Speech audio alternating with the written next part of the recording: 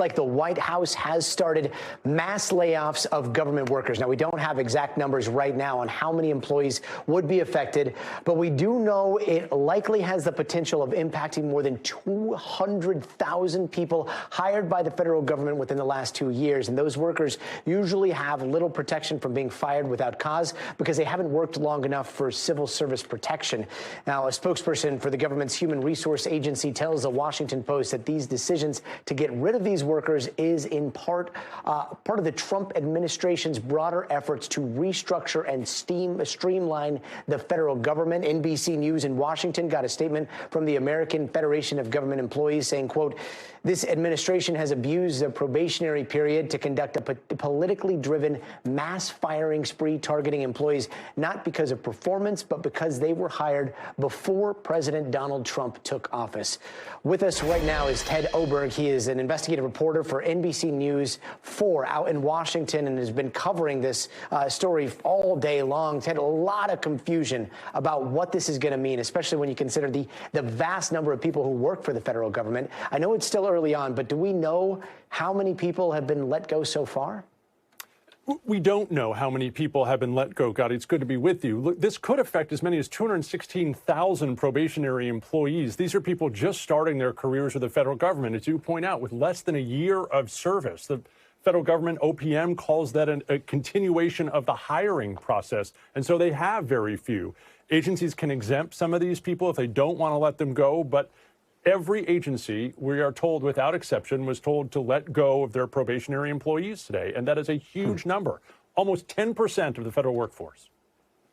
Almost 9–10%. That's wild. Do we know how this is going down? Or are workers being told individually? Are there emails? Is this a case-by-case situation? Because it seems like, you know, with thousands and thousands of these happening over the next couple of days, it's going to be chaos.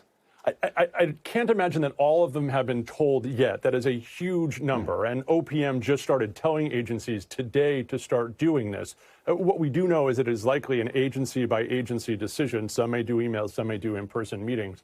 But what we've gathered over the last several days is that uniform policies across the government are hard to come by. Mm-hmm. We've been reporting on the buyouts for quite a while now.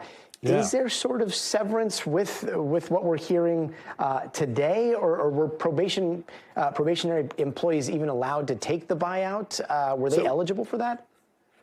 Every employee was eligible for the buyout, right? And we learned from the White House that, according to them, 75,000 employees took that. But that's a separate number than these probationary employees. And we don't know what the crossover between probationary employees and people who took the buyout. But you can't imagine it's too high, right? I mean, these are people who just started within the last couple of months.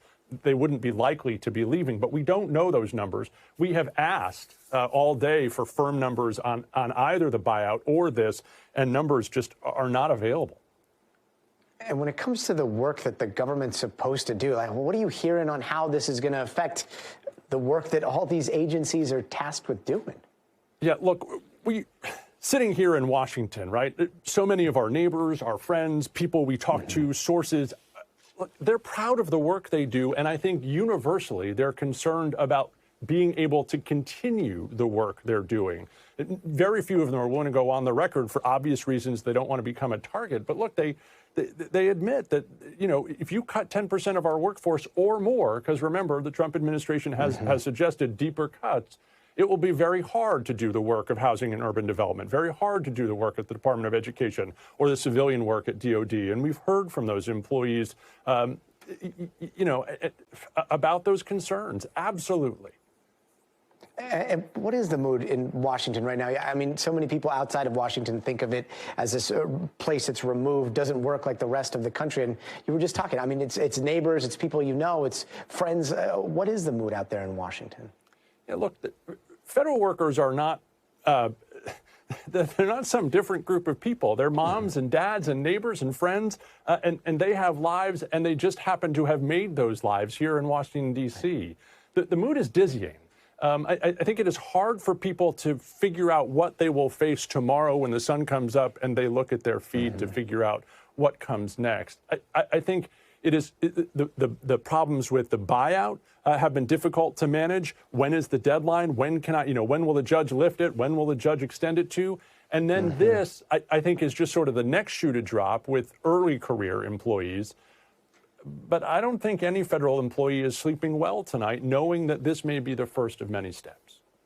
Yeah, any federal employee. And one question that I have that is really important to the day and age that we live is the government being responsive about questions over how all this is going down? Are you able to get information, credible information on what's happening today? We were able to confirm this, right? The fact that probationary employees were being let go. It's after we start hearing from people inside agencies that it's happening, but they were at least willing to confirm that it was happening today.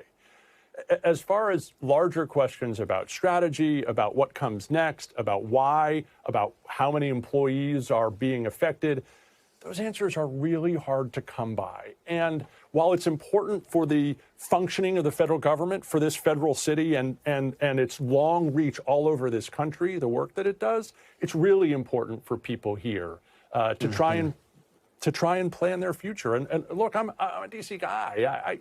These people deserve more answers than they're getting, and it is, to your point, really hard to come by firm answers right now. And Ted Oberg, we appreciate you trying to get those answers for everybody out there. Ted, thank you so much for your incredible reporting. You bet. Thank you. Thanks for watching. Stay updated about breaking news and top stories on the NBC News app or follow us on social media.